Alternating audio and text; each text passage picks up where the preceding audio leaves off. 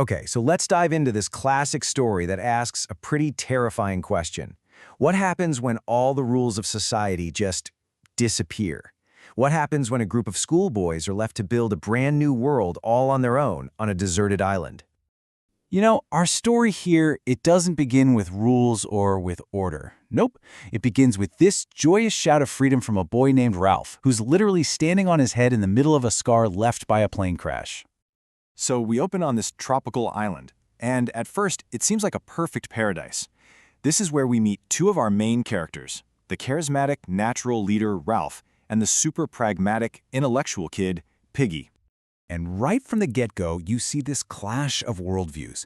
You've got Ralph, the son of a Navy commander, who looks around and sees this grand adventure, like something out of a book. But then you have Piggy. He's cautious, logical, and he immediately sees a massive problem that needs to be solved with rules and organization.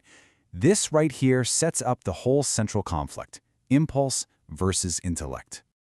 And man, it is Piggy who just completely pops that bubble of excitement. He's the one who realizes the terrifying truth of their situation. There was an atom bomb, which means no one, and I mean no one, knows where they are. That single sentence just shifts the entire tone from a fun boy's adventure to a desperate struggle for actual survival. But even in all that fear, they find something, a symbol, something that offers a little glimmer of hope and a way to maybe, just maybe, create some order out of this growing chaos. See, Piggy recognizes this conch shell for what it really is. It's not just a toy, it's a powerful tool for getting everyone together. While Ralph just sees a worthy plaything, Piggy, with his insight, sees the very foundation of a civilized society, a link back to the adult world they've just lost. And this is so important, right? The very first law they make on this island isn't about food or shelter. It's about orderly communication. It's about being heard. They're trying to copy the only thing they know: school assemblies and debates.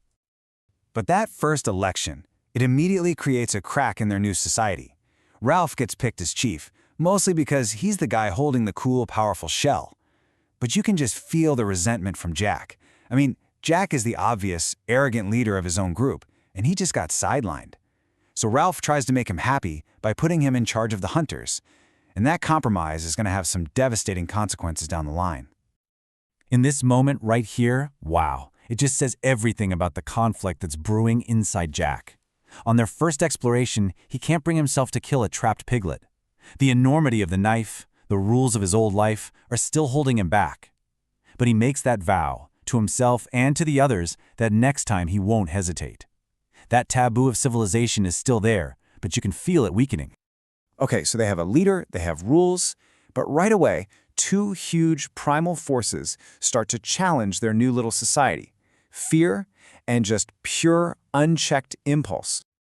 During the next meeting, one of the little ones, a small boy with a distinctive birthmark, he asks a question that changes everything.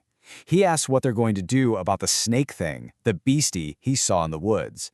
And just like that, the idea of an evil on the island is born. And look at how they react. It's a perfect snapshot of these two guys. Ralph tries to shut it down with adult logic, don't be silly, there's no monster. But Jack leans into it. He doesn't dismiss the fear, he validates it. He promises to protect them with violence. And with that one promise, he gains a kind of power that Ralph's logic just can't compete with. So Ralph's rational solution to all this is a signal fire. It's a connection to home, to adults, to rescue. It's all about hope. But the second he suggests it, the rules of the conch, they just go out the window. It's a chaotic frenzy as the boys, led by Jack, rush to the mountain chanting, "Make a fire!" And here we have this incredibly symbolic moment. To start their fire of hope, they snatch Piggy's glasses, the one symbol of intellect, of clarity, of science on the island, and they use them to create a wild, uncontrollable blaze. They are literally using the tool of reason to fuel their primal impulse. The fire becomes this savage force that they created, but have absolutely no way to contain. And in the chilling quiet afterwards, Piggy, of course, it's Piggy, asks the question no one else wants to ask.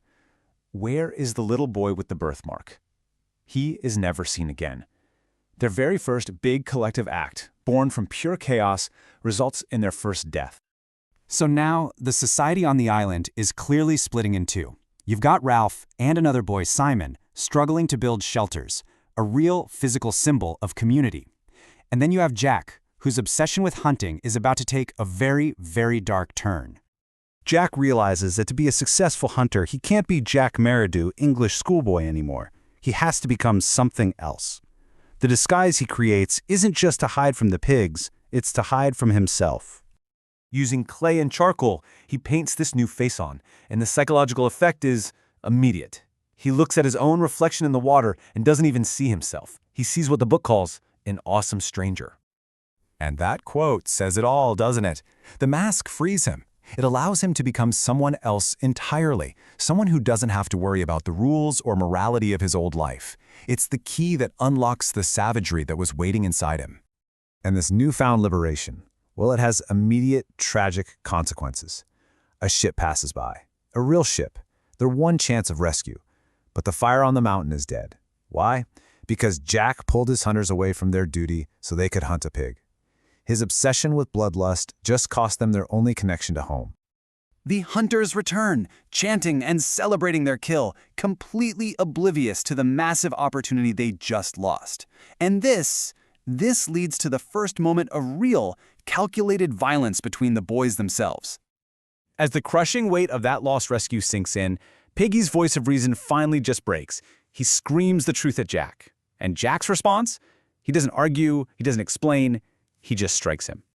Jack's punch does so much more than just hurt Piggy. It smashes his glasses. And this isn't just about broken glass. This is the symbolic shattering of clarity, of reason, of foresight. This is a true point of no return. The group's vision, literally and figuratively, is now permanently impaired.